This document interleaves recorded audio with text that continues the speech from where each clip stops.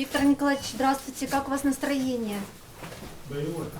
Виктор Николаевич, а какой ожидаете срок? Я не хочу сейчас говорить об этом. Я об этом не думаю. Я так понимаю, вы же своей вины так и не признали. Скажите, вы все-таки получали взятки или нет? Странный вопрос задаете. Заседание я говорю о том, что я взяток не получал. И меняемые мне преступления не обоснованы.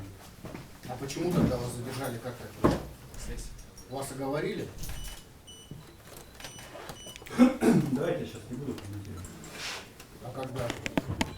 Зачем я буду сейчас комментировать, когда есть будет приговор? О том, что меня оговаривали, я уже говорил.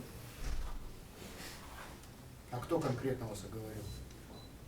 Все это в материалах есть, все это судебное заседание рассматривается. Будете ли вы обжаловать приговор? Виктор Николаевич? Безусловно.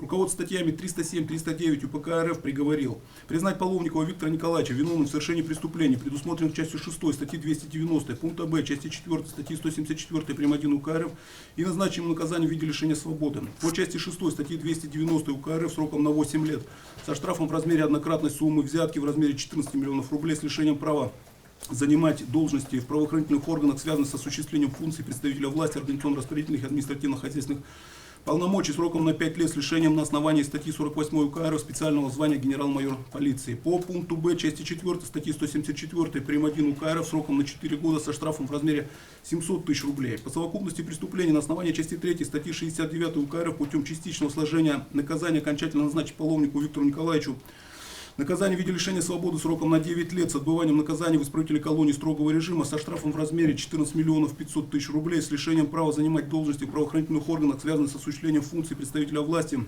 организационно-распределительных и административно-хозяйственных полномочий сроком на 5 лет с лишением на основании статьи 48 УК РФ специального звания генерал-майор полиции. Меру пресечения Половникову до вступления приговора в законную силу оставить без изменений заключения под стражу. В случае подачи апелляционной жалобы осужденный вправе ходатайствовать о своем участии в рассмотрении уголовного дела в судом апелляционной инстанции в течение 10 суток со дня вручения ему копии приговора и в тот же срок со дня вручения копии апелляционного представления или апелляционной жалобы, затрагивающих его интересы. Осужденный приговор понятен? Понятно?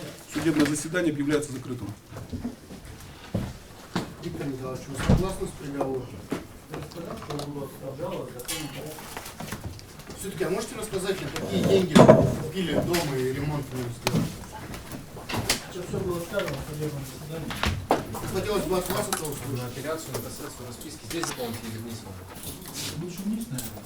Я сейчас Виктор Николаевич, приговор ожидаем для вас?